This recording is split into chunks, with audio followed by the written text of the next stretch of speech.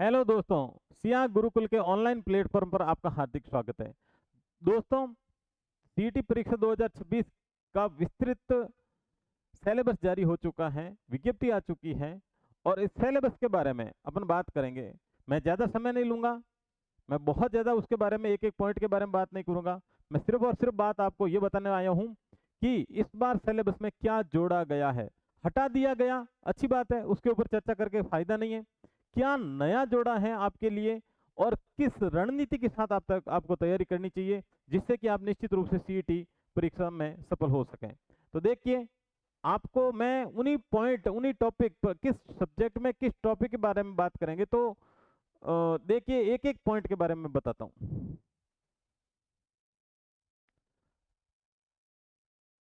ये जो पोर्शन है राजस्थान का इतिहास, इसमें कुछ भी चेंजेज नहीं किया गया। फिर देखिए दोस्तों, ये कला संस्कृति, ये है भारत का भूगोल। भारत के भूगोल में आपदा प्रबंधन और जलवायु परिवर्तन, इस टॉपिक को अच्छे से पढ़ना, एक सवाल बनने की संभावना है क्योंकि नया आपके टॉपिक जोड़ा गया है।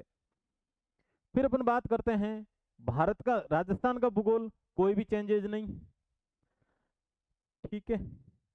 फिर देखिए भारत की राजनीति और राजस्थान की राजनीति, तो भारतीय राजनीति में पिछली बार ऐसा कुछ भी वर्ड नहीं था। राष्ट्रपति, प्रधानमंत्री, मंत्रिपरिषद, संसद, उच्चतम न्यायालय, निर्वाचन आयोग, इस बार अलग से मेंशन किया है। पिछली बार सिलेबस में ये मेंशन नहीं था अलग से। फिर देखिए राजस्थान की पॉलिटी में कोई चेंजेज नहीं, सेम। फिर आ जाता है इकोनॉमिक्स। इकोनॉमिक्स में ये शब्द, राजस्थान की अर्थव्यवस्था की विशेषता और समस्या, ये नया पॉइंट जोड़ा है। राज्य की आय और बजट की अवधारणा, ये नया पॉइंट जोड़ा गया है। हाँ, मानते हैं कि ये एक जो आप करंट जीके पढ़ते हो तो उसमें आ जाता है, लेकिन अलग से मेंशन कर दिया तो सवाल बनेगा। फिर राजस्थान की इकोनॉमिक्स में एक रोजगार आजीविका के लिए गारंटी मिशन, जो वीबीजी राम जी है, ये करंट का पोर्शन भी है, प्लस अलग से आपके एक टॉपिक दे दिया है, तो निश्चित रूप से एक सवाल बनने की पूरी संभावना है। जो दोस्तों नए टॉपिक जुड़े हैं, अच्छे से तैयार करना, एक एक सवाल आने की पूरी संभावना है। दैनिक विज्ञान, आपको पता है विज्ञान, रीजनिंग, मैथमेटिक्स और हिंदी और इंग्लिश में कुछ भी परिवर्तन नहीं किया, यहां तक कि कंप्यूटर में भी कोई चेंजेज नहीं किया गया है। तो देखिए साइंस में कोई चेंज नहीं, बात करते हैं रीजनिंग में कोई चेंज नहीं, गणित में कुछ पॉइंट आपके लिए हटा दिए गए हैं, अच्छी बात है, जोड़ा कुछ भी नया नहीं है। कुछ हटा दिया, उसकी अपन चर्चा क्यों करें, हटा दिया तो आपके अब काम में नहीं आएगा, यानी कि आगे आने वाली परीक्षा में नहीं आने वाला है। फिर अपन बात करते हैं, देखो करंट जीके। करंट जीके में वास्तव में होना तो सब चीज चाहिए, लेकिन अलग से इन्होंने देखो ये पॉइंट मेंशन किया, राजस्थान राज्य और राष्ट्रीय कार्यक्रम नीतियां। अब देखो राष्ट्रीय स्तर की कार्यक्रम और नीतियां और राज्य स्तर की, तो राज्य स्तर की तो अपन पढ़ते हैं, राष्ट्रीय स्तर की नीतियां भी अपन को पढ़ना पड़ेगा। नागरिक कर्तव्य, मूल कर्तव्य, नैतिक मूल्य, राजस्थान सार्वजनिक परीक्षा भर्ती में अनुचित साधनों की रोकथाम के लिए जो अधिनियम बनाया गया 2022 का प्रावधान, ये जो पॉइंट है पक्का सवाल आएगा दोस्तों, ये बहुत ही इंपॉर्टेंट पॉइंट है, ठीक है। और जन स्वास्थ्य, ये तो दोस्तों एक नया सब्जेक्ट ही, यानी ये चारों पॉइंट जोड़ दिए गए हैं। जो प्राथमिक चिकित्सा है, नशीले पदार्थों के दुरुपयोग के प्रकार, उनके बचाव है, युवाओं के शारीरिक और मानसिक फिटनेस के बारे में दिया गया है, और सोशल मीडिया कितना फायदा देता है स्वास्थ्य के लिए और कितना जोखिम है, और उसके लिए क्या क्या अपन को जो है उपाय करना चाहिए जिससे कि सोशल मीडिया से अपन ज्यादा से ज्यादा दूरी बनाए रखें, तो इसके बारे में आपको विस्तार से पढ़ना होगा। फिर देखिए कंप्यूटर में सेम, हिंदी में और इंग्लिश में कोई परिवर्तन नहीं, ठीक है। अब ये दिया है निर्देश, और ये निर्देश ये है कि यदि पांचवा विकल्प दोस्तों आप नहीं भरते हो, पांचवा विकल्प कहां तक, 10 क्वेश्चन तक यदि आप नहीं भरते हो तो 1/3 नेगेटिव मार्किंग है।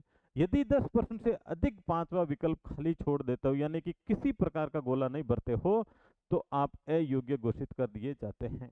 तो इसलिए यह कहा जाता है कि जितने क्वेश्चन आपको, मान लीजिए 120 क्वेश्चन आए और 120 क्वेश्चन में से आपने 100 क्वेश्चन कर लिए, तो पीछे जो 20 क्वेश्चन है उसमें पांचवा विकल्प भरना आवश्यक है। इसमें यही निर्देश है।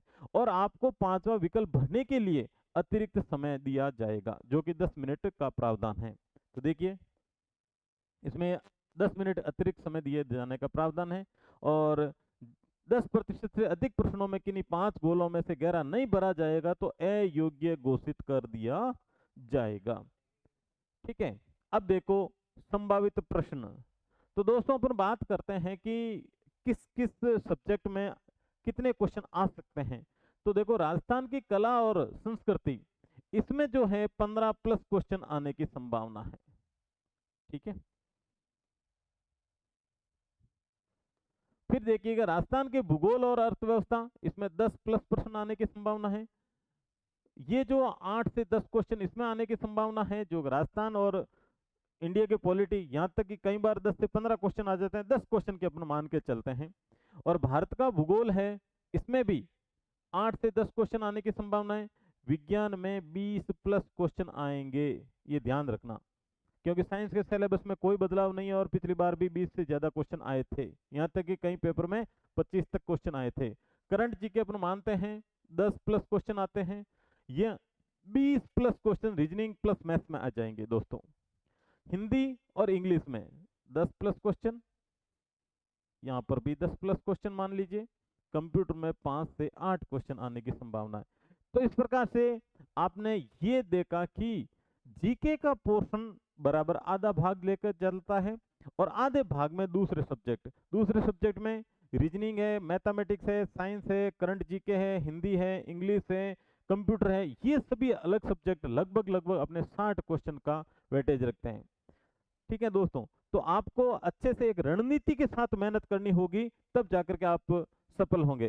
दोस्तों आप सियाग गुरुकुल के साथ एक विशेष रणनीति के साथ यदि आप पढ़ते हैं तो आप निश्चित रूप से सफल हो जाएंगे।